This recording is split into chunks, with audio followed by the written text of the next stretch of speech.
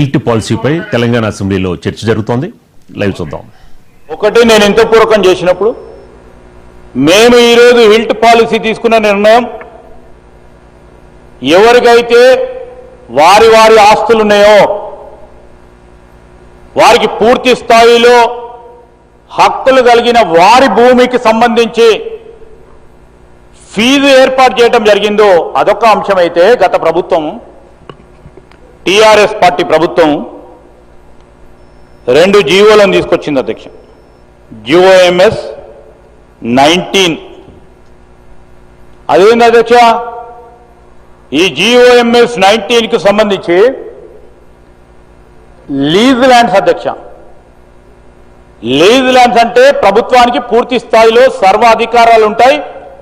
లీజుకు సంబంధించి కానీ 33 ఏళ్ళు 99 ఏళ్ళకు సంబంధించిన అంశాలు వస్తాయి అధ్యక్ష.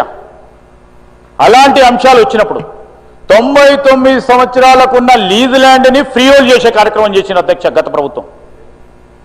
దాన్ని జీవో తీసుకొచ్చిన అధ్యక్ష.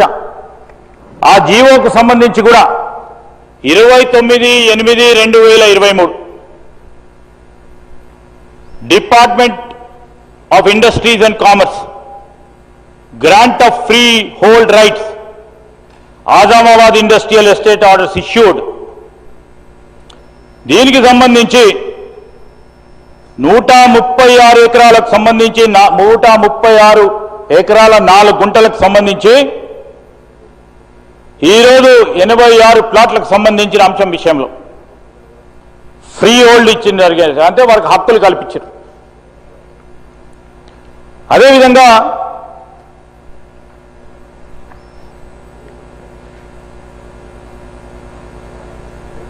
GOMS 16 అని మరొకటి తీసుకొచ్చింది అధ్యక్ష.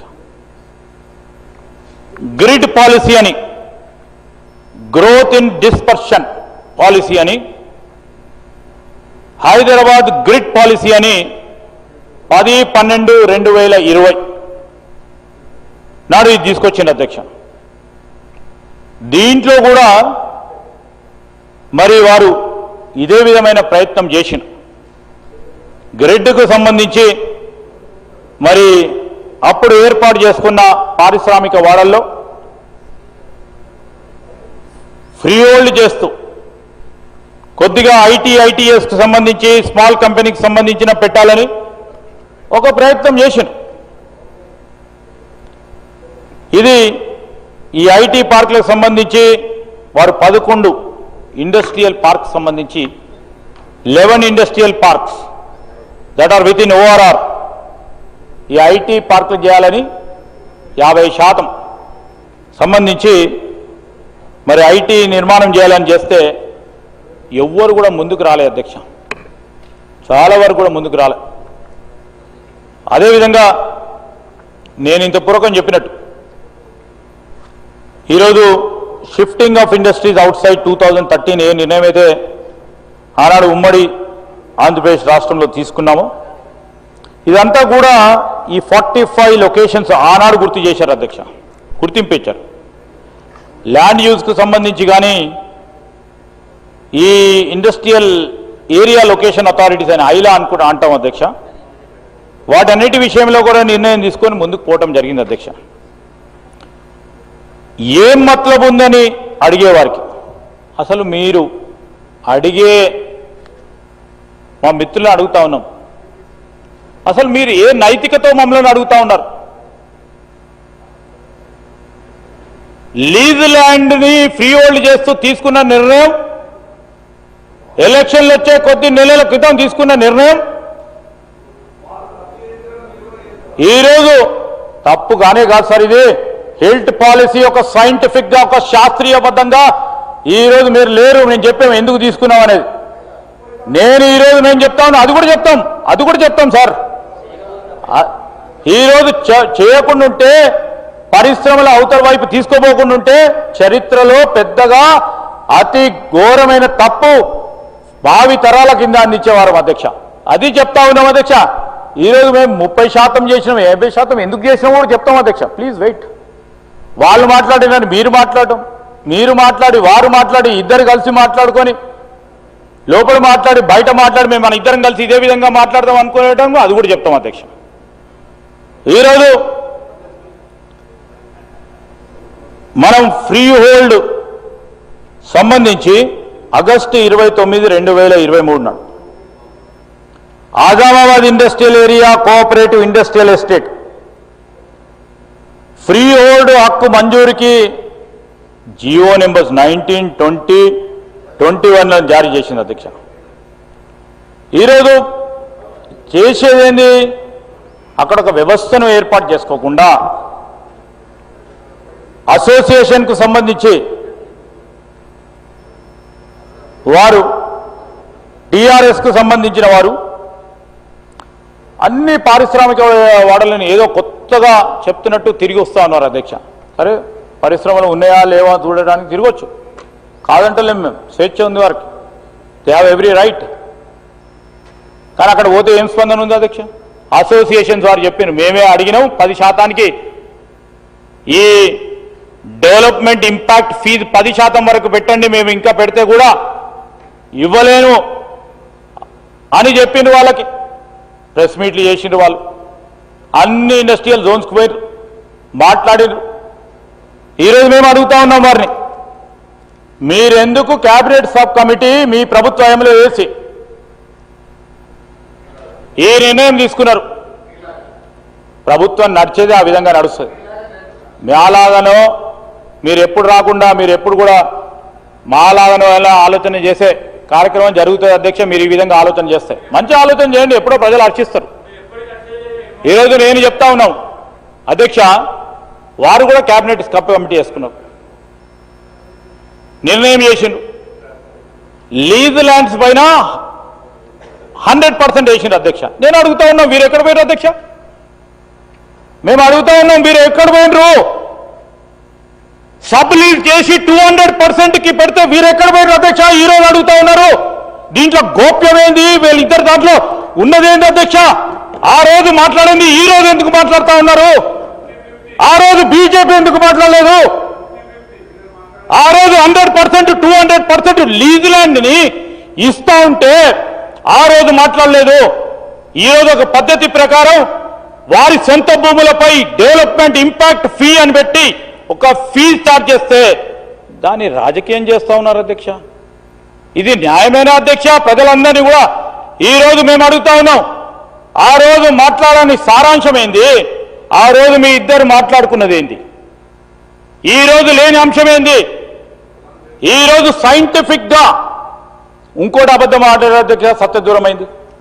9,000 ఎకరాలు మొత్తం కూడా దారదత్తం చేసిండ్రు అని మాట్లాడతాను. అసలు 9,000 ఎకరాలు లెక్క కూడా తెలియదు అధ్యక్ష వీళ్ళకు. సరే, ఏదైనా పారిశ్రామిక వాడ డెవలప్ చేసినప్పుడు దానికి రోడ్స్ ఉంటాయి, కామన్ ఫెసిలిటీస్ ఉంటాయి, డ్రైనేజ్ ఉంటుంది, వారికి కావాల్సిన 10% ఇతర అవసరాలకు పెట్టే ఖచ్చితంగా కాదుంది అధ్యక్ష. సో ఆ క్రమంలో 4,940 ఎకరాలకు సంబంధించి ఇండివిజువల్ ప్లాట్ సైజెస్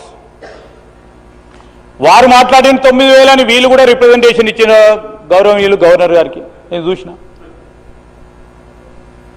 9,000 అసలు మీరు కూడా చాలా మంది కూడా ఇండస్ట్రీస్ నడుపుతూ ఉంటారు, వారికి సంబంధించి కూడా. ఈరోజు నేను చెప్తా ఉన్నాను అధ్యక్ష, ఈ సందర్భంలో వీటికి సంబంధించి అంటే తప్పుదారి పట్టియకుండా ఉండాలని కోరుతా ఉన్నాను అధ్యక్ష. ఇది ఎవరు ఏ విధంగా చేశారనేది కాదు అధ్యక్ష.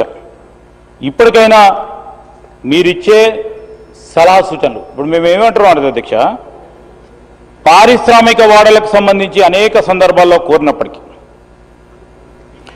ఈరోజు మేము తీసుకున్న నిర్ణయం హేతుబద్ధంగా ఉండాలి, శాస్త్రీయబద్ధంగా ఉండాలని చేస్తా ఉన్న ఒక ప్రయత్నానికి నీరుగార్చే ప్రయత్నం చేయకుండా నేను ఎందుకు అడుగుతా ఉన్నానండి అధ్యక్ష, ఈరోజు మనం చేస్తూ ఉన్న ప్రతి ప్రయత్నానికి ఒక సైంటిఫిక్గా ముందుకు పోవాలని ఆలోచన చేస్తూ ఉన్నాం.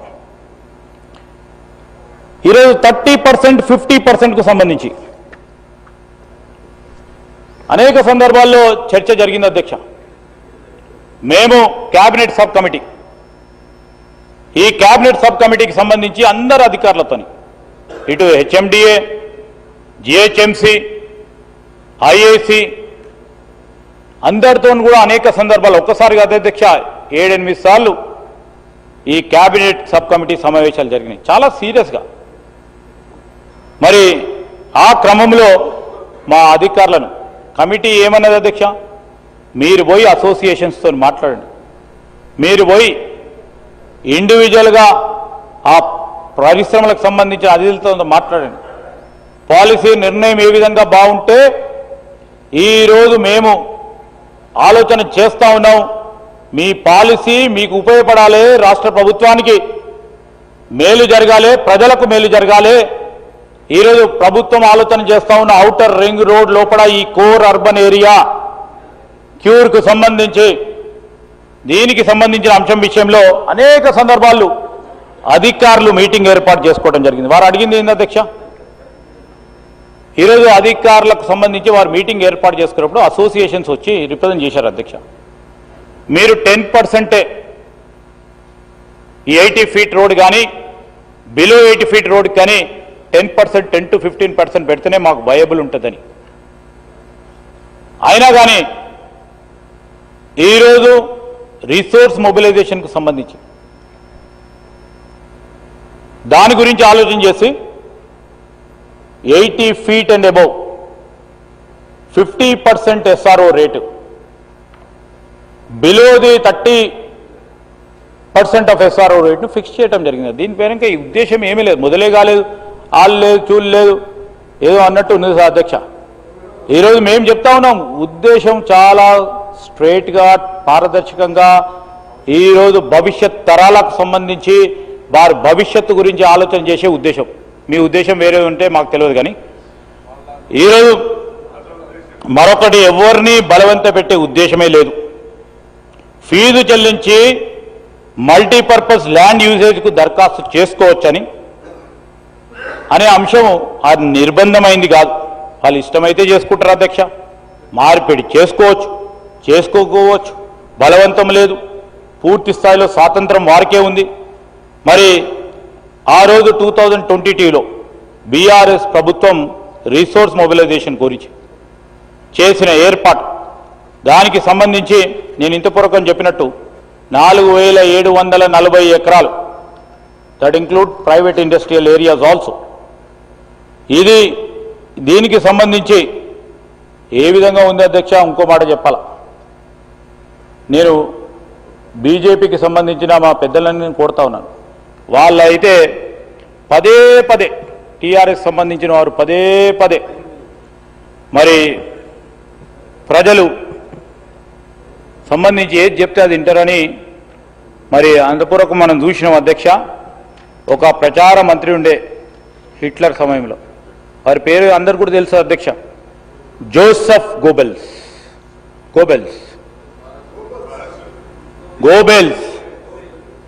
వారి సిద్ధాంతాన్ని పూర్తి స్థాయిలో అలవర్చుకొని పనిచేస్తూ ఉన్నారు అధ్యక్ష. బీఆర్ఎస్ నేతలు పక్కాగా ఆచరిస్తూ ఉన్నారు అధ్యక్ష.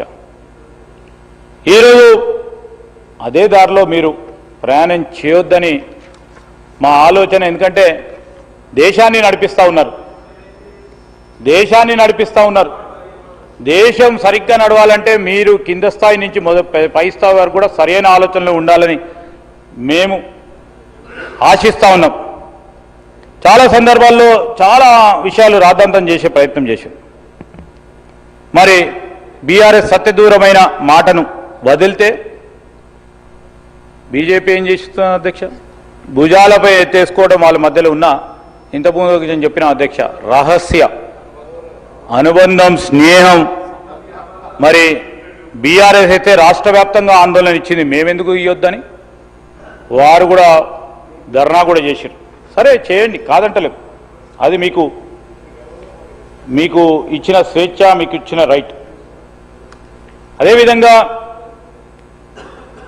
పరిశ్రమలకు సంబంధించి కేటాయింపు చేసిన భూములకు సంబంధించి ఇదేదో ప్రభుత్వ భూములని ఆ రోజు మీరు పంచాయతీ ఎలక్షన్లు వస్తున్నాయని అంతపూర్వకం మా నవీన్ యాదవ్ ఎన్నికల సందర్భంలో దాన్ని ముందుకు తీసుకొస్తే ప్రజలు భ్రమపడి నిజంగానే అవుతుందని వారి పార్టీకి ఓటేస్తారా అనుకున్నారు అధ్యక్ష.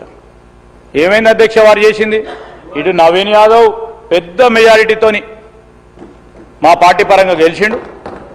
పంచాయతీలో కూడా మీరు ఎన్ని సత్యదూరమైన మాట్లాడినా తిరిగి ప్రజలు మాకు పట్టం కట్టడం జరిగింది అధ్యక్ష.